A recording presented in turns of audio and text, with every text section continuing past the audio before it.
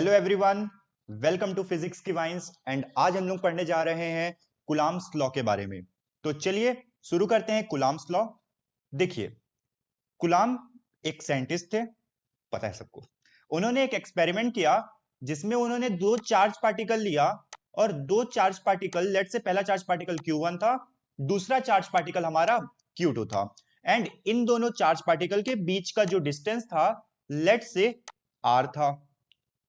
उन्होंने एक्सपेरिमेंट करते टाइम ये सब चीजें ऑब्जर्व की। जैसे कि पहला ऑब्जर्वेशन उनका ये था कि जो इन दोनों चार्ज के बीच में फोर्स लग रहा था, वो फोर्स डायरेक्टली प्रोपोर्शनल था प्रोडक्ट ऑफ द चार्जेस के। ठीक है। दूसरा ऑब्जर्वेशन उनका ये था कि ये जो फोर्स है वो इनवर्सली प्रोपोर्शनल था स्क्वायर के डिस्टेंस के, स्क्वायर के इनवर्सली प्रोपोर्शनल था। तीसरा ऑब्जर्वेशन उनका था कि जो फोर्स है वो अट्रैक्टिव पाया गया। किसके लिए? जब अपोजिट साइन के चार्जेस थे, जब हमारे पास जो हमने Q1 और Q2 लिया है, जब वो अपोजिट साइन के थे, तो ऐसा पाया गया कि फोर्स जो है अट्रैक्टिव है। और यही फोर्स रिपल्सिव पाया गया। कब? जब चार्जेस हमारे सेम साइन के थे, मतलब आइदर से नेगेटिव नेगेटिव और पॉजिटिव पॉजिटिव। तो ये तीन ऑब्जर्वेशन, मेजर ऑब्जर्वेशंस तो यही थे। इनके बेसिस पे जब उन्होंने इसको रिलेट किया, तो फॉर्मूला क्या बनेगा? Obviously F is directly proportional to Q1 Q2 by R square. And proportionality हटेगा तो एक कांस्टेंट आएगा, वो कांस्टेंट को हमने लेट से के बोल दिया। तो F is equal to K Q1 Q2 by R square. ठीक है। अब देखिए आगे बढ़ते हैं। अब यहां पे हमको के का वैल्यू पता नहीं है। के का वैल्यू ऑब्वियसली ऐसा, ये ऑब्वियसली प्रैक्टिकली डिटरमाइन होगा। के का वैल्यू पाया गया कि ये 1/4 पाई एप्सिलॉन जीरो के बराबर होता है। एप्सिलॉन नॉट बेसिकली बोलना सही रहेगा, एप्सिलॉन नॉट के बराबर होता है। यहां पे एप्सिलॉन नॉट क्या है? यहां पे basically epsilon not is permittivity of free space, permittivity of free space. ठीक है। एंड अगर और थोड़ी बात करें तो एप्सिलॉन नॉट की जो मैथमेटिकल वैल्यू है, ये मेरे ख्याल से it is 8.85 into 10 to the power -12। अब this is the permittivity of free space. अगर इस वैल्यू को हम उठा करके यहां पुट करेंगे तो आपको क्लियरली दिख जाएगा कि जो एसआई यूनिट में के का वैल्यू आएगा, एसआई यूनिट में जो के का वैल्यू आएगा, it will be 9 into 10 to the power 9। अब एसआई यूनिट है तो एसआई यूनिट मतलब हमारा फोर्स जो होगा किसमें होगा? न्यूटन में। और आर स्क्वायर उधर मल्टीप्लाई होगा, मतलब न्यूटन मीटर स्क्वायर। बिल्कुल। तो ये आएगा मेरे ख्याल से newton metre square upon coulomb square. तो ये हमारा के का वैल्यू होता है किस सिस्टम में? एसआई सिस्टम में। So this is all about charge particle. अगर चार्ज, पॉइंट चार्ज पार्टिकल है, उनके बीच का सेपरेशन आर है, तो जो कूलाम फोर्स लगेगा it will be equal to, it will be equal to K Q1 Q2 by R square, sorry Ke, and better we can write it as 1 upon 4 pi epsilon naught Q1 Q2 by R square। कोई doubt? एक important चीज याद रखिएगा कि मतलब ये जो formula है या ये जो रिजल्ट है, it is valid only for point charges. Point charge मतलब भैया, पॉइंट चार्ज का मतलब होता है जीरो साइज। ठीक है। पॉइंट चार्ज का मतलब होता है जीरो साइज का charge particle, that is radius zero हो। ठीक है। So this formula is valid only for point charges. ये वाला पॉइंट नोट डाउन कर लीजिएगा। हमने कुछ फॉर्मूले देखे, एप्सिलॉन नॉट की वैल्यू भी देखी, के का वैल्यू भी देखा। ये एक था। अब याद रखिएगा, यहां पे हमने सिर्फ मैग्नीट्यूड डिफाइन किया। What it is? इट, यहां पे हमने सिर्फ और सिर्फ मैग्नीट्यूड डिफाइन किया है। तो चलिए आगे बढ़ते हैं एंड हम लोग कूलाम्स लॉ को वेक्टर फॉर्म में भी देखते हैं। So our next topic is Coulomb's law in vector form. देखिए, अब यहां पे हम लोग वेक्टर के फॉर्म में डील करेंगे। वैसे बहुत आसान है। एक छोटी सी बात समझिएगा, जब भी हम लोग कोई वेक्टर लिखते हैं, जैसे हम लोग कोई वेक्टर लिख रहे हैं वी वेक्टर, लेट से हम लोग बोल रहे हैं 2 आई कैप, तो भैया 2 क्या है? ये 2 हमारा मैग्नीट्यूड है और आई कैप क्या है? हमारा डायरेक्शन है। तो बेसिकली अगर अभी हम लोग डायरेक्शन डिफाइन कर ले, हम लोग मैग्नीट्यूड तो निकाल चुके हैं ना। ऑब्वियसली मैग्नीट्यूड क्या निकाले थे? अवर मैग्नीट्यूड क्या आया था? के Q1 Q2 by R square. अब हम लोग को डायरेक्शन निकालना है, तो चलिए अब हम लोग डायरेक्शन निकालते हैं और हम लोग दोनों को मल्टीप्लाई कर देंगे तो हम लोगों को हमारा कूलम्ब्स लॉ वेक्टर फॉर्म में मिल जाएगा। तो देखिए हमने यहाँ पे कोई दो चार्ज पार्टिकल लिया, let's say this is our first particle and this is our second particle, ठीक है। एंड इन दोनों का जो पोजीशन वेक्टर था वो एक का था r1, जो q1 था उसका position vector let's say r1 है, एंड जो हमारे पास सेकंड चार्ज पार्टिकल है q2, लेट्स से उसका पोजीशन वेक्टर कितना है r2 वेक्टर। तो अगर हम लोग बोले इन दोनों के बीच का जो q1 और q2 है उन दोनों के बीच का ऑब्वियसली जो डिस्टेंस होगा, ये जो वेक्टर होगा दैट इज r21 वेक्टर। तो हम लोग यहाँ पे r21 वेक्टर कैसे डिफाइन करेंगे बताओ, बोलो भैया r21 वेक्टर कैसे डिफाइन करेंगे? कुछ नहीं, बहुत आसान है, it is simply r2 vector minus r1 vector.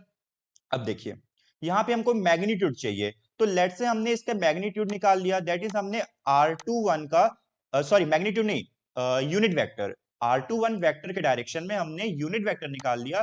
तो ऑब्वियसली r21 कैप से डिनोट करते हैं और इसको लेट से हम लोग कोई स्मॉल r बोल देते हैं, क्योंकि स्मॉल r यहाँ पे जो क्या है, small r is what, small r is distance between charges, distance between charge था। और जो यूनिट वेक्टर है, नहीं सॉरी यूनिट वेक्टर को नहीं बोलेंगे, यहां पे हम लोग r21 वेक्टर r21 कैप निकालते हैं पहले।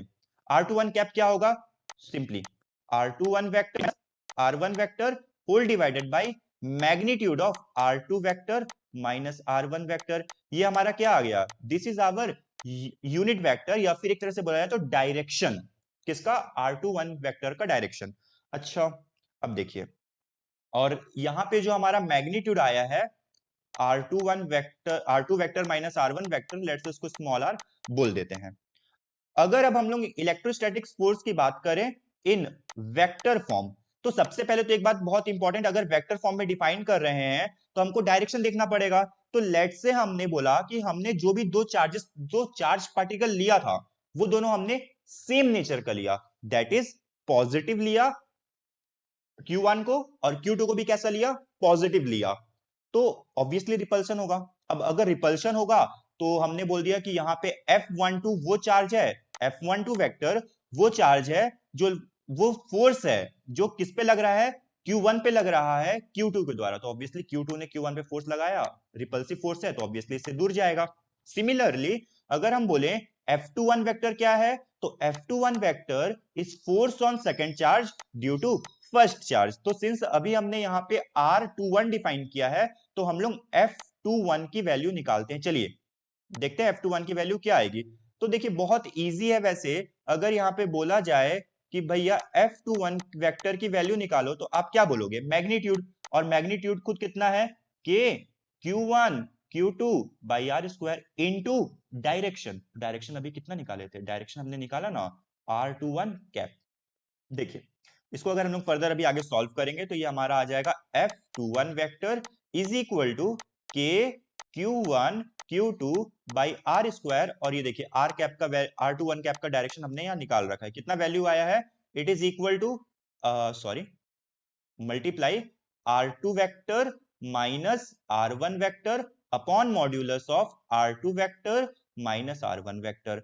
और R किसके बराबर है, हमने यहाँ पे बोला था ना R is equal to this, so I can clearly write it as F21 vector is equal to, भैया बोलो क्या दिख रहा है, K Q1 Q2 इंटू क्या आ रहा R2 vector minus R1 vector whole divided by R2 vector minus R1 vector के मॉड्यूलस दैट इज मैग्नीट्यूड का cube.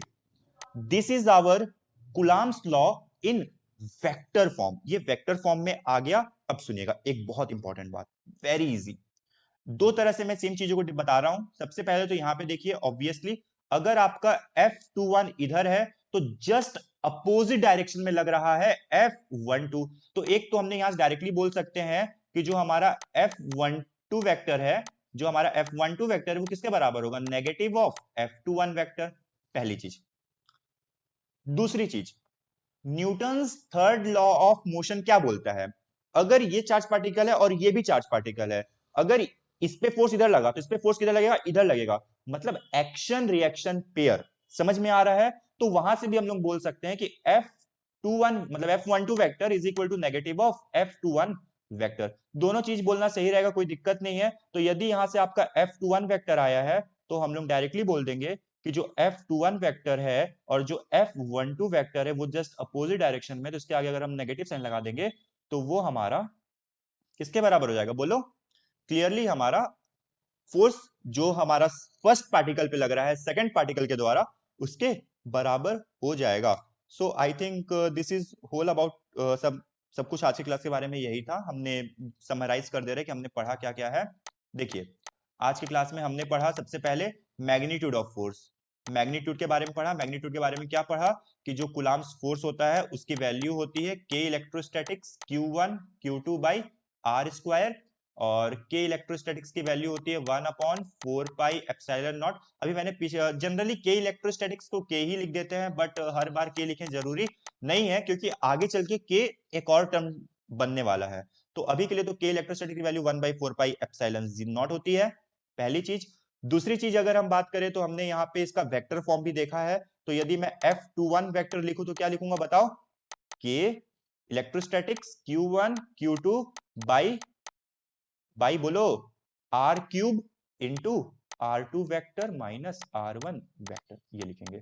So in today's class we have discussed only this much things. For आगे के lectures के या कुछ और knowledge जानने के लिए, आगे का क्या मतलब लेक्चर्स आने वाले हैं और अपडेट हमेशा रहने के लिए चैनल को सब्सक्राइब कर लीजिएगा। एंड उसके अलावा टेलीग्राम का टेलीग्राम लिंक मैंने दे दिया है डिस्क्रिप्शन में, आप जरूर उसको ज्वाइन कर लीजिए। एंड उसके अलावा इंस्टाग्राम पे भी चैनल है फिजिक्स की वाइंस करके, तो वहां भी आप उसको चैनल को फॉलो कर लीजिएगा। बस अब ये मैंने काफी ज्यादा बोल चुका है, इसके बारे में अब मैं शायद अगले लेक्चर से नहीं बोलूंगा। तो that's all about today's class. चलिए मिलेंगे इसी के साथ साथ हमारे नेक्स्ट लेक्चर में। तब तक के लिए bye bye and have a nice day.